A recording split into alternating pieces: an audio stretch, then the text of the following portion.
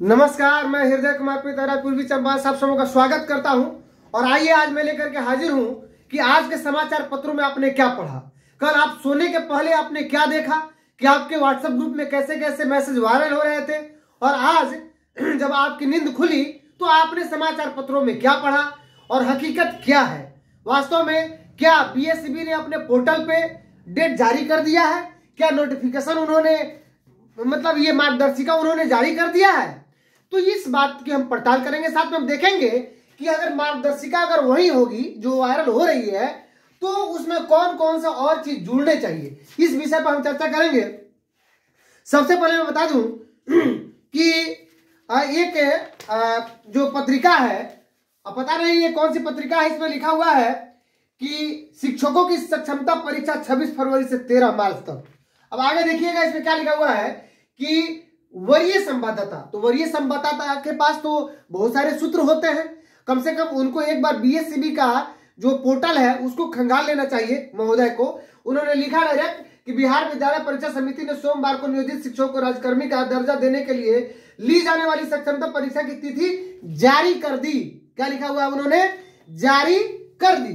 अब आगे लिख रहा है कि यह परीक्षा 26 फरवरी से 13 मार्च तक होगी। ये इत्तेफाक की बात है कि जब मैं सुबह में जब मैं भी जगा तो रात में हमारे एक मित्र हैं विभाष चंद्र जी, उन्होंने पूछा कि सर क्या क्या मतलब इसकी सत्यता है, तो मैंने कहा कि मुझे पूरी तरह फेक दिख रहा है।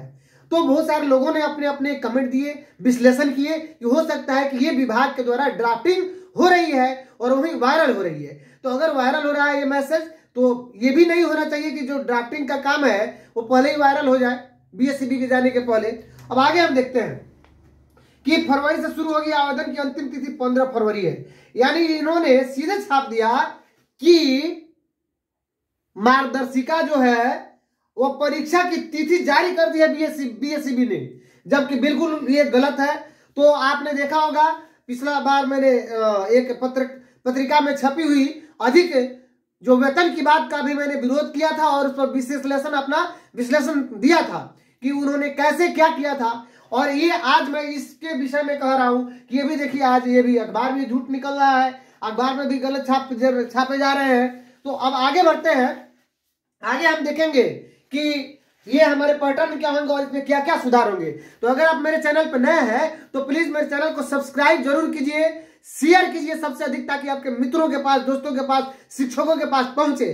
अगर फेसबुक पर देख रहे हैं तो मुझे फॉलो कीजिए, शेयर कीजिए, कमेंट कीजिए।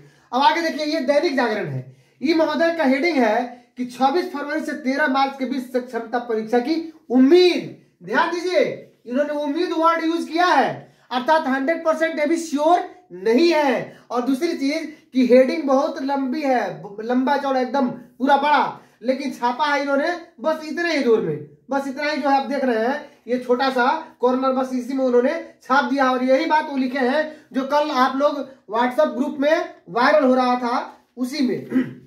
आगे पढ़ते हैं, देखिए आज अखबार है और आज अखबार भी लिख रहा है कि नियोजित शिक्षकों की सक्षमता परीक्षा 26 फरवरी से होने के आसार। तो कोई आसार लिख रहा है, कोई उम्मीद लिख रहा है, यानी होने के आसार है, माने हो सकता है, ये भी संभावना ही व्यक्त कर रहा है, ये भी 100% नहीं है। और आगे देखिए ये क्या यहाँ पे इन्होंने छापा है कि सक्षमता परीक्षा में 150 वस्तुनिष्ठ प्रश्न होंगे, परीक्षा की अवधि 30 मिनट की होगी। साहब परीक्षा की अवधि कम से कम 2 घंटे, अगर 100 मार्क्स का होता है तो, अगर 150 का होता है तो 2.5 घंटे होना है। इन्होंने छापा है 30 मिनट।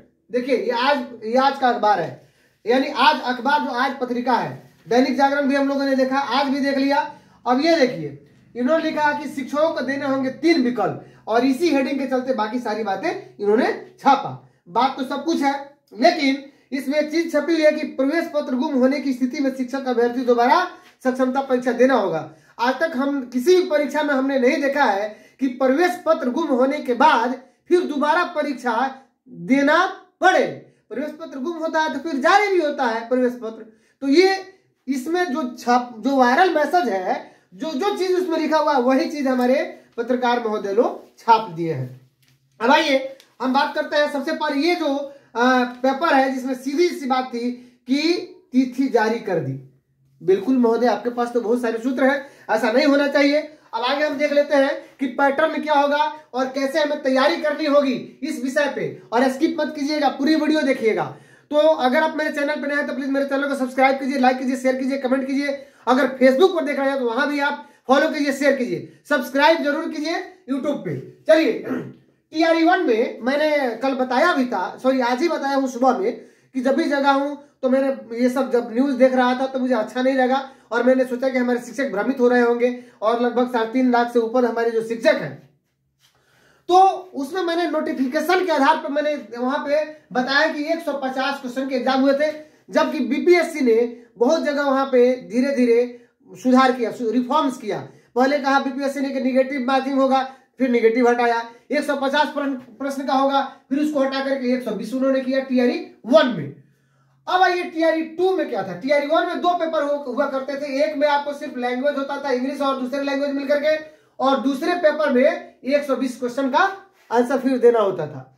लेकिन TRE2 ने क्या किया कि इसमें जो 30, 40, 80 का पैटर्न था 1 to 5 के लिए, यानी 30 नंबर लैंग्वेज है, 40 में GS, current affairs, reasoning, math जो भी हो वो है, और 80 उनके सब्जेक्ट से क्वेश्चन आता था 1 to 5 वाले में, जिसमें कि सोशल साइंस यानी टोटल चीज है जो होना चाहिए। साइंस, सोशल साइंस के अलावा पॉलिटी है, ये सारी चीजें हैं। तो अब ये 6 to 8 और 9, 10 की जो परीक्षा हुई है TRE2 में, उसमें 30 नंबर आपका लैंग्वेज हो गया, जिसमें हिंदी इंग्लिश लैंग्वेज था, और उसी के अंदर लैंग्वेज तो कुछ रीजनिंग टाइप का भी था, और ये 40 जो नंबर का था वो रीजनिंग, CA यानी करंट अफेयर्स और GS से संबंधित था। जबकि ये 40 नंबर जो था, और आगे हम देखेंगे कि क्या क्या कमियां हैं, बने रहिए। ये जो 40 नंबर का था तो ये होता था पार्ट 1, ये होता था पार्ट 2, ये होता था पार्ट 3, और ये भी पार्ट 3 होता था। तो पार्ट 3 में 40-40 का था सब्जेक्ट, यानी ऑनर्स पेपर में जो था, मैंने सुबह में बताया हूं, अभी बता रहा हूं। अब आगे बात करते हैं कि जो परीक्षा होगी, अगर इसके आधार पर हम देखें तो कहा गया है कि निगेटिव मार्किंग नहीं रहेगी, MCQ मल्टीपल क्वेश्चन रहेंगे, मल्टीपल चॉइस क्वेश्चन रहेंगे, यानी और 150 क्वेश्चन होगा, 150 मार्क्स का होगा, ऑब्जेक्टिव होगा। आप लोगों ने बढ़िया से पढ़ भी लिया होगा, बाकी सारी तथ्यों को समझ भी गए होंगे, लेकिन मैं उन जगह पे आपको ले जाना चाहता हूं जहां पे हो सकता है कि आपका ध्यान गया हो, लेकिन मैं आपके ध्यान को पूरा आकृष्ट करना चाहूंगा कि लिखा गया है कि जब ये परीक्षा सक्षमता होगी तो TRE1 या TRE2 के तौर पे तो किसी एक का ही बात किया जाए, या तो TRE2 कीजिए नहीं तो TRE1 कीजिए। TRE1 में 2 पेपर का एग्जाम देना होता था, TRE2 में सिर्फ एक ही पेपर का एग्जाम देना होता था। उसमें आपको 100 नंबर प्लस 120 का एग्जाम देना होता था, और जबकि इसमें आपको 150 का एग्जाम देना होता है TRE2 में। तो किसी एक पर ही विचार होना चाहिए, ठीक है। दूसरी चीज कि जब CBSE परीक्षा ले रही है और पैटर्न हमारा BPSC का ही है, TRE1 और TRE2 का, तो फिर BPSC के द्वारा क्यों नहीं हम लोग की परीक्षा ली गई, यानी जो नियोजित शिक्षक है, अगर उनसे परीक्षा ली जाती तो मन में भावना नहीं रहती कि कोई BSCB से आया है और कोई BPSC से आया है ना। तो BPSC से ही एग्जाम लिया जाना चाहिए था। जब सारे चीज उसी तरह है तो BPSC से लिया जाना चाहिए था। अब आगे की बात हम कर लेते हैं। फी 1100 रुपए रखा गया है, और आप जानते हैं कि कैटेगरी के हिसाब से फी कम और अधिक होता है, वो BPSC में भी था, जबकि यहाँ सबकी कैटेगरी के लिए यही रखा गया है। ये जब विभागीय परीक्षा है तो फिर इसमें फी की बात आ गई है 1100 रुपया। जब विभागीय परीक्षा है तो फी नहीं लगना चाहिए। दक्षता परीक्षा हमेशा 100 अंक का होता है, 100 नंबर का, और दक्षता में कोई फी नहीं लगता है ना।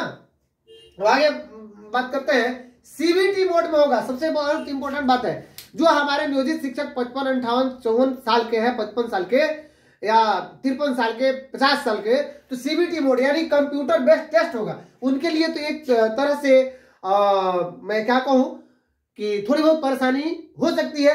उन्हें ये सब CBT मोड को जाकर के समझना होगा, प्रैक्टिस करनी होगी, और प्रैक्टिस के लिए बताया गया कि डायरेक्ट बैट पे जाइए 7:30 बजे शाम से लेकर 9:30 बजे रात तक।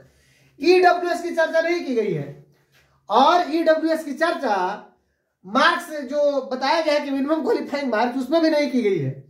चलिए आगे देखते हैं कि सिर्फ मैट्रिक की चर्चा की गई है, जबकि आप जानते हैं कि 1 to 5 में कम से कम मिनिमम क्वालिफिकेशन इंटरमीडिएट होता है, फिर ग्रेजुएशन के लिए स्नातक ग्रेड के लिए ग्रेजुएशन होता है, फिर आपका हाई स्कूल 10 + 2 के लिए अलग अलग है, STET, SITT और बाकी सब। दक्षता की चर्चा नहीं की गई है, सिर्फ टेट और CTET की बात की गई है। तो फिर दक्षता ये 2011 के जितने हमारे पहले जितने हमारे नियोजित शिक्षक सब तो दक्षता ही पास किए हैं। हो सकता है कि अंडरस्टूड हो कि दक्षता मतलब टेट, लेकिन ये इक्विवेलेंट हो सकता है लेकिन बराबर नहीं हो सकता है, क्योंकि टेट एग्जाम बाद में हुआ था, वो टीचर एलिजिबिलिटी टेस्ट था और ये दक्षता था, ये पात्रता था वो। तो चलिए, और ये दक्षता था। एग्जाम की डेट पे हम बात कर लेते हैं कि 26/2/2024 से 13/3/2024 तक परीक्षा होने वाली है। ध्यान दीजिए, 26 फरवरी से 13 मार्च तक। आपको मैं ये भी बात बता दूं कि मार्च में ही उसी पीरियड में STET यानी सेकेंडरी टीचर एलिजिबिलिटी टेस्ट का भी परीक्षा एकदम होने वाली है, उसकी भी, और DLED की भी परीक्षा होने वाली है। तो ये जो डेट है हमको थोड़ा संशय लग रहा है, हालांकि कुछ भी हो सकता है। अपर मुख्य सचिव साहब हम लोग क्या है, अगर वे चाहें तो बहुत कुछ हो सकता है। तो आगे पेज 2 में और पेज 3 में उस जो वायरल मैसेज था उसके पेज 2 और पेज 3 में जरूर आपने पढ़ा होगा कि नीचे प्रिंट हुआ होगा कि D/GOV/VAC यानी vacancy for CSTET Vashishtha teacher 2023.24 24 नहीं है, सिर्फ 2 ही है। तो इस तरह का उस पर लिखा हुआ था, जिससे मुझे लगा कि ये इस तरह से फेक है। अगर हो सकता है कि क्या मतलब विभागीय स्तर पर ड्राफ्टिंग हो रही हो, वो अलग बात है। तो ये सब चीज उसमें होने की जरूरत है और ये सब चाहिए, 100% चाहिए, ये सब भी होना चाहिए। अब आगे बता रहे हैं कि रिकॉग्नाइजेशन यानी आपकी जो परीक्षा होगी उसमें 3 बार आपको अपना सत्यापन कराना होगा खुद का, यानी थंब इम्प्रेशन का और आइरिस का, एग्जाम के समय, काउंसलिंग में और कहां पे, और आपको ज्वाइनिंग के समय। तो आपने देखा कि ये सब जो बातें हैं, तो कम से कम हमारे पत्रकार महोदय इन बातों का ख्याल रखें कि जब ये छापे तो पुष्टि के साथ छापे। ऐसा ना हो कि हमारे शिक्षक बंधु बहुत परेशानी का सबब उठाएं और सोचे कि हाँ यहाँ छप गया और पोर्टल पे है, ये नहीं है। तो इन सारी बातों का ध्यान रखें। अगर आप मेरे चैनल पर नए हैं तो प्लीज मेरे चैनल को सब्सक्राइब जरूर कीजिए, शेयर कीजिए, कमेंट कीजिए, बेल आइकन जरूर दबाइए। और नेक्स्ट वीडियो भी मेरा बहुत इंपॉर्टेंट होगा, इसके लिए बेल आइकन जरूर दबाइए ताकि इसका नोटिफिकेशन आपको मिले। मिलते हैं नेक्स्ट वीडियो में, तब तक के लिए थैंक यू।